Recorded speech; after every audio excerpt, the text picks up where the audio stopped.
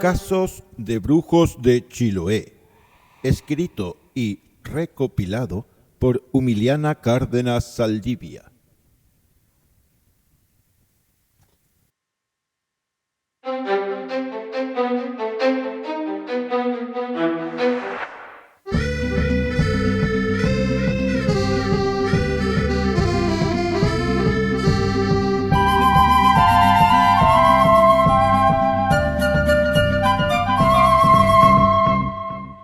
Los brujos. Brujo, hombre embaucador, del cual se dice tiene pacto con el diablo. Para ser brujo en Chiloé no basta con querer ser, sino que hay que reunir una serie de requisitos. Primero que nada, son preferidos los indígenas. Después les siguen los mestizos. Y para que un blanco pueda ser brujo, debe pagar una elevada suma de dinero. Y solo será reconocido como tal cuando haya cumplido con las pruebas a las que se le someta. Permanecer durante 40 noches consecutivas, recibiendo en la cabeza el agua de un río Traiguén, para que se le borre el bautismo. También su instructor le lanzará a las 12 de la noche, desde el cerro donde se encuentra el río, una calavera, la cual él debe recibir sin soltarla. 3. Tiene que confeccionar él mismo su macuñe. 4. Hacer un pacto con el diablo. 5. Hacerse fletas con aceite de cristiano, extraído de los cadáveres. 6. Matar a uno de sus familiares más queridos.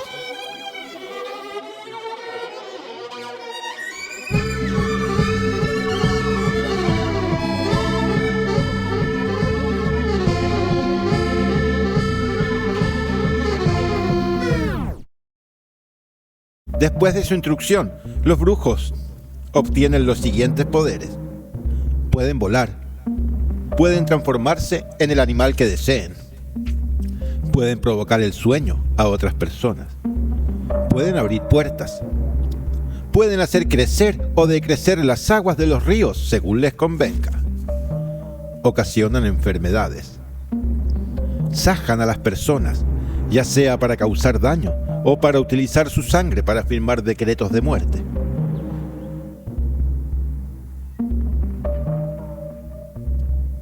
A las personas que tienen la sangre fuerte no le pueden hacer daño. Para saber quién le tiró el mal, hay que ir a la mayoría, donde a través del revisorio o mapa se ve quién le lanzó el mal, la rociada o el flechazo.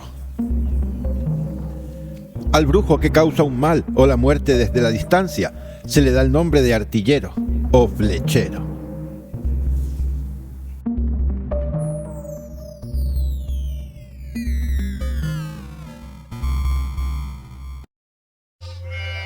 El ataúd en el río. Hace pocos años, había en una localidad de Chiloé un joven que decía no tener miedo a los brujos y por tanto, a veces regresaba a su hogar a medianoche. Yo no creo nada en esa cuestión. Fue así que una noche que regresaba más tarde que de costumbre, al pasar por el puente de tierra, como le llamaban, vio que había un ataúd justo donde él tenía que pasar. Como él se preciaba de valiente, le dio un puntapié y pasó de largo. Pero desde esa noche se le produjo un dolor en la rodilla que no se lo calmó nadie. Incluso le operaron la rodilla, sacándole un bicho parecido a una larva, pero que, colocado en los líquidos más fuertes empleados en los laboratorios, los médicos dijeron que se resistía a morir. Mientras tanto, nuestro enfermo seguía de mal en peor. 2 de sus hermanos mayores que él se turnaban en las noches para cuidarlo. El que hacía de enfermero no se acostaba y se mantenía despierto durante toda la noche. Pero una vez acostados los moradores de ese hogar, los que se dormían al instante y profundamente, nuestro enfermero tenía que armarse de mucho valor, porque al ladrar de perros y ruidos en las piezas contiguas deshabitadas en esos instantes, se producía un trajinar Entonces nuestros enfermeros comenzaron a investigar, haciéndose presentes en la pieza que oían ruidos, pero nada veían. Una noche, el mayor salió de casa y se ocultó en una pesebrera para observar qué ladraban los perros. Desde el rincón de su escondite, vio acercarse a la pesebrera a un hombre, en el que reconoció a uno de sus vecinos. Como estaba algo incómodo y nervioso, hizo ruido al desenfundar su cuchillo. Ruido que percibió el que se acercaba y que huyó corriendo a todo lo que le daban las piernas. Fue perseguido por los perros del joven, y éste le lanzaba improperios y lo llamaba por su nombre. Por poca distancia no lo alcanzó, pues su vecino se introdujo en la casa, ante la expectación del que lo perseguía. Cuenta el otro hermano que una noche, mientras cuidaba al enfermo, se levantó sigilosamente y se puso a contemplar la noche en la ventana, cuando de pronto se dio cuenta que estaba completamente desnudo. Sucedían muchas cosas sin explicación lógica, por lo que los familiares del enfermero, desesperados al ver que cada día empeoraba más, optaron por consultar a una sortera, esas mujeres que ven la suerte con los naipes.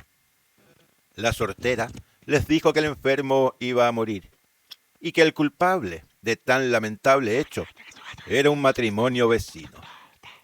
Ellos podrían identificarlos, puesto que esa vecina llegaría a visitar al enfermo, obsequiándole una gallina negra. Y efectivamente, así sucedió. Llegó la señora, llevándole una gallina negra para el enfermo, y éste falleció a los pocos días de lo acontecido. ¿Coincidencia o no? Así fue como se desarrollaron los hechos. Las sillas bailarinas. La protagonista de nuestro relato es la maestra de la escuela de Nayagüe. Ella nos cuenta que en la mencionada isla los brujos no son malos como en otros lugares, porque a ella, que vivió 3 años en la isla, jamás le hicieron daño. Ahora nos cuenta lo referente a las sillas y mesas de la escuela. Dice esta señora que los martes y viernes por la noche, sobre todo pasado la medianoche, comenzaba lo que ella denominó la danza de las sillas, porque no era un chocar brusco, sino que movimientos rítmicos, mediante el cual danzaban todas las sillas y mesas. Varias veces nuestra maestra intentó sorprender a quien movía o hacía danzar dichas sillas, abriendo de súbito la puerta y enfocando con una potente linterna, pero todo fue en vano. Los ruidos cesaban y ella nunca pudo ver por qué ni quién hacía danzar esos muebles.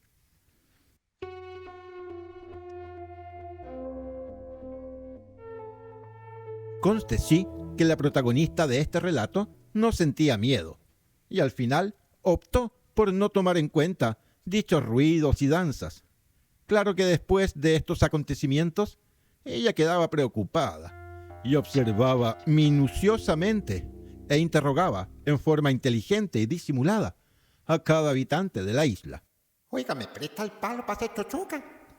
Finalmente, ella ya sabía muchas cosas de cada uno y cada una y podía localizar a los famosos brujos y a los que no eran tal. Así fue como doña Humiliana lo recopiló.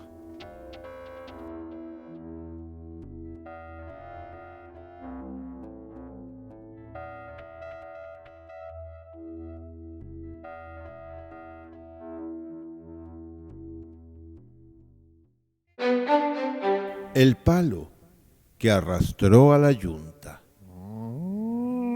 Hace años, en la punta de Peuque, varó en la playa un palo muy bonito.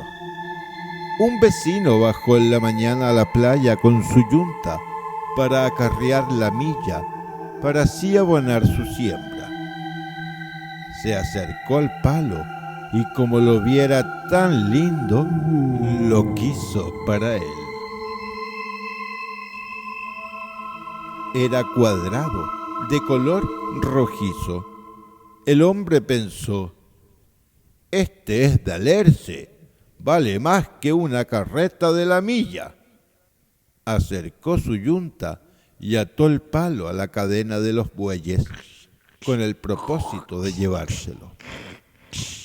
Pero cuál no sería su asombro al ver que, por más que llamaba a sus bueyes, estos no avanzaban hacia afuera, sino que eran arrastrados hacia el mar. El hombre llamaba desesperado a su yunta, gritaba pidiendo auxilio y por último, cuando desapareció su yunta en el mar, el pobre hombre se sentó en su carreta a llorar. Sus bueyes no aparecieron jamás. Se cree que fue el caleuche, porque éste tiene la misteriosa propiedad de transformarse y cuando sus tripulantes les hace falta carne, realizan cualquier truco para obtenerla. Lo que sea. Así fue como doña Humiliana lo recopiló.